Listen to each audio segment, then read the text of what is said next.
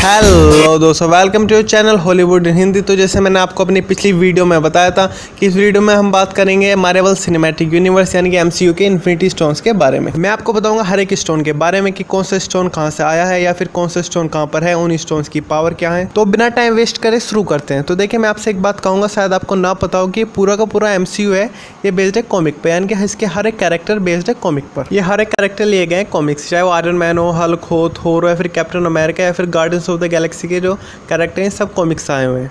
मुझे लगा आपको पता होना चाहिए कि एमसीयू किस तरह स्टार्ट हुआ। तो हम बात करते हैं अपने स्टोन्स के बारे में। देखिए, कुल मिला के एमसीयू के अंदर है 6 stone: space stone, mind stone, soul stone, reality stone, time stone, power stone. यह कुल मिला के 6 स्टोन जो मार्वल सिनेमैटिक यूनिवर्स के अंदर है। हमारे एक स्टोन के बारे में बात करेंगे डिटेल में। तो नंबर 1 पाता है स्पेस स्टोन। स्पेस स्टोन को आप टेसरैक्ट के नाम से ज़्यादा जानते होंगे एमसीयू के अंदर, क्योंकि सबसे पहले देखा गया था captain America the first Avenger के अंदर, जिसमें इसे रेड गर्ल ने यूज़ किया था पावरफुल गन्स और एक्सप्लोजिव बनाने के लिए हाइड्रा के लिए। उसके बाद ही जाके गिरा समुद्र के अंदर।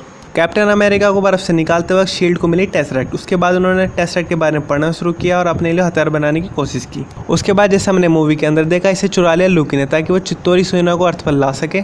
देखिए, अगर मैं इसकी पावर की बात करूँ तो इसकी पावर आप इसके नाम से जान सकते हैं, स्पेस स्टोन, यानी कि जो स्पेस से रिलेट हो। जैसे कि आपने एवेंजर मूवी के अंदर देखा होगा, स्पेस स्टोन एक होल खोल देता है बीच में ताकि चित्तौरी सेना यहाँ पर आ सके। वो भी कितने आसान, यानी कि वहाँ से भी चलते हैं सीधा यहाँ जाते हैं, यानी कि स्पेस को छोटा कर देता है स्पेस स्टोन।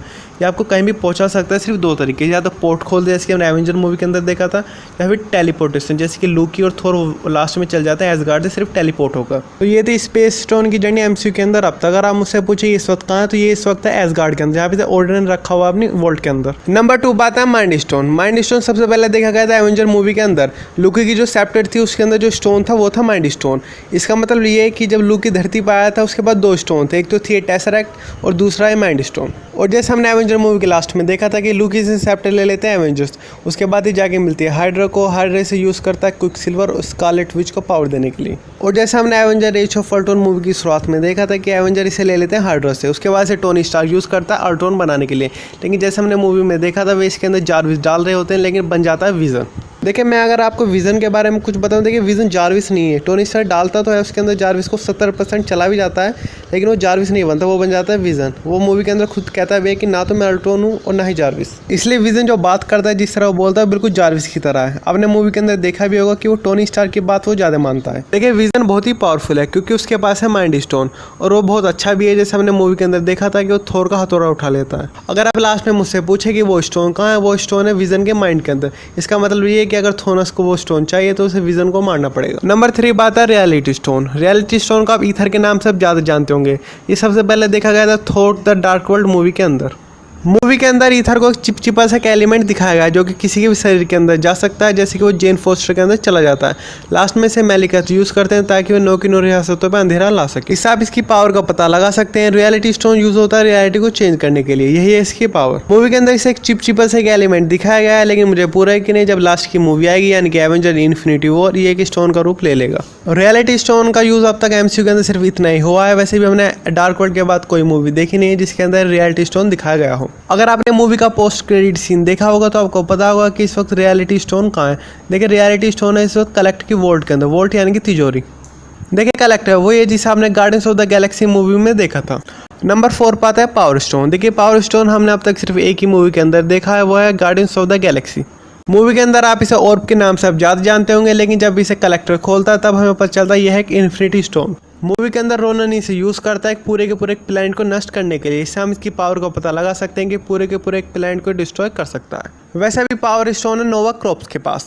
कॉमिक्स के अंदर पावर स्टोन को 5 जाम का पावर सोर्स भी दिखाया गया है, वो भी इन्फिनिटी गॉन्टलेट के अंदर। मैं कॉमिक्स के बारे में ज़्यादा बात नहीं करूँगा क्योंकि कॉमिक्स अलग होती हैं और मूवी अलग।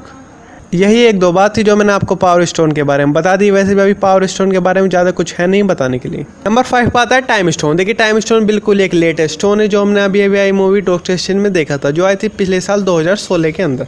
हो सकता है आप में से कईयों का फेवरेट स्टोन हो टाइम स्टोन, लेकिन जब मैंने मूवी देखी तो मुझे लगा थोड़ा ज़्यादा हो गया। देखिए, मुझे नहीं लगता है कि एमसीयू के अंदर टाइम स्टोन की ज़रूरत थी, क्योंकि जब टाइम स्टोन यानी कि जब टाइम ट्रैवल होता है किसी मूवी के अंदर तो चीज़ें काफ़ी कन्फ्यूजिंग हो जाती है। अगर कोई मर भी जाता है तो हमें लगता है कि दोबारा जिंदा हो सकता है, तो काफ़ी कन्फ्यूजन क्रिएट हो जाता है। जैसा हम एक्समैन फ्रेंचाइज के अंदर देख रहे हैं, एक्समैन फ्रेंचाइज की 7वीं फिल्म है एक्समैन डे फ्यूचर पास्ट 2014 में, जिसमें पास्ट में जाके पूरा का पूरा फ्यूचर बदल देते हैं, लेकिन उसके बाद फिर पूरी की पूरी मूवी का टाइमलाइन खराब हो जाता है। कुछ समझ में नहीं आता कि चीज़ें चल कर रही हैं। देखिए, मैं नहीं चाहता कि टाइम स्टोन की वजह से एमसीयू की मूवीज़ का टाइमलाइन बिगड़ जाए। जैसे कि हम एक्समैन फ्रेंचाइज के अंदर देख रहे हैं, कुछ पता नहीं चला कि कौन सी मूवी शुरू हो कर रही है और मूवी का टाइमलाइन इस वक्त है क्या। अगर मैं बात करूँ टाइम स्टोन की पावर की, देखिए टाइम स्टोन की पावर आप इसके नाम से जान सकते हैं, टाइम स्टोन, यानी कि जो टाइम को कंट्रोल कर सके।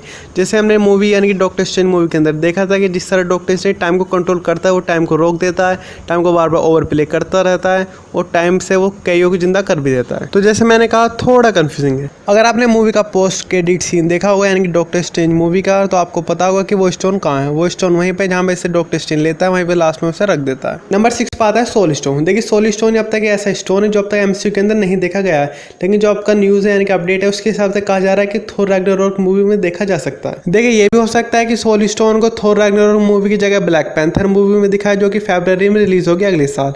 ये भी हो सकता है कि वो सीधा इन्फिनिटी वॉर मूवी में दिखाया जाए, लेकिन जो मोस्ट पॉसिबिलिटी है वो है थोर रैग्नारोक मूवी की। जब तक सोल स्टोन किसी मूवी के अंदर नहीं दिख जाता, वैसे भी तब तक इसके बारे में बात करने का कोई मतलब नहीं बनता। और अगर आप मुझसे लास्ट में पूछे कि सोल स्टोन कहाँ है, जो आपकी न्यूज़ आ रही है यानी कि जो अपडेट है, उसके हिसाब से कहा जा रहा है कि हेमडल के पास है, यानी कि शुरुआत से लेकर अब तक ये हेमडल के पास ही था। हेमडल इसकी मदद से स्पेस में कहीं भी देख सकता है। मैनी स्टोन के बारे में आपको और बात भी बता सकता था, लेकिन वे बात होती कॉमिक की, इसलिए मैंने आपको मूवी से जुड़ी हुई बातें ही बताई। वैसे भी हमने मूवी देखी है, ना कि कॉमिक्स। अगर मुझे कभी मौका मिला तो मैं मार्वल कॉमिक्स के ऊपर एक पूरी की पूरी वीडियो आपके लिए बना दूंगा। उस वीडियो में हम बात करेंगे मार्वल कॉमिक के बारे में। देखिए, अभी वीडियो खत्म नहीं हुई है, अभी एक मोस्ट इंपॉर्टेंट चीज़ है, वो है इन्फिनिटी गॉन्टलेट। अगर आपने avenger age of Ultron movie का पोस्ट क्रेडिट सीन देखा होगा, तो आपने उसे इन्फिनिटी गॉन्टलेट को देख लिया होगा थोनस के हाथों में। देखिए, इन्फिनिटी गॉन्टलेट वही है जिसके अंदर आप 6 के 6 स्टोन लगाएंगे। थोनस के पास इन्फिनिटी गॉन्टलेट है और उसे 6 के 6 स्टोन चाहिए ताकि वो पूरी की पूरी दुनिया पर राज कर सके। तो इसलिए थोनस को 6 के 6 स्टोन चाहिए। देखिए, थोनस के पास एक स्टोन था, वो था माइंड स्टोन, जिसे वो लूकी को दे देता है उसकी सेप्टर के अंदर, ताकि वो उसके लिए टेसरेक्ट ला सके। लेकिन होता क्या है, दोनों के दोनों स्टोन उसके पास से चले जाते हैं, यानी कि अब थोनस के पास एक भी स्टोन नहीं है। और जो थोनस का रोल कर रहे हैं वो है जोश ब्रेलिन, जिन्हें आपने MIB मूवी यानी कि मैन इन ब्लैक 3 मूवी में देखा होगा एजेंट के रोल में, यंग एजेंट के। देखिए, इन्फिनिटी गॉन्टलेट को आप इस तरह समझ लीजिए, अगर आपने महाभारत देखी होगी तो उसमें श्री कृष्ण कहते हैं कि त्रिलोक में ऐसी कोई वस्तु नहीं जिसे मैं प्राप्त करना चाहूँ और प्राप्त ना कर सकूँ। इन्फिनिटी गॉन्टलेट की कहानी भी कुछ इस तरह। अगर आपने इन्फिनिटी गॉन्टलेट है आपके पास और अगर आपने उसमें 6 के 6 स्टोन लगा दिए, इसका मतलब कि आप कुछ भी कर सकते हैं, मतलब कि कुछ भी। तो दोस्तों, मैंने आपको बताया इन्फिनिटी स्टोन्स के बारे में और साथ ही इन्फिनिटी गॉन्टलेट। तो ये वीडियो होती है यहीं पर ख़त्म। मैं एक वीडियो और बनाऊंगा जिसमें मैं आपको बताऊंगा मार्वल्स यूनिवर्स से जुड़ी हुई बातें। सो अगर आपको मेरी वीडियो अच्छी लगी, आप इसे लाइक कीजिए, शेयर कीजिए और मेरे चैनल को सब्सक्राइब कर लीजिए ताकि मेरे आने वाली वीडियो आपको आसानी से मिल जाए। So take care, thank you for watching and bye.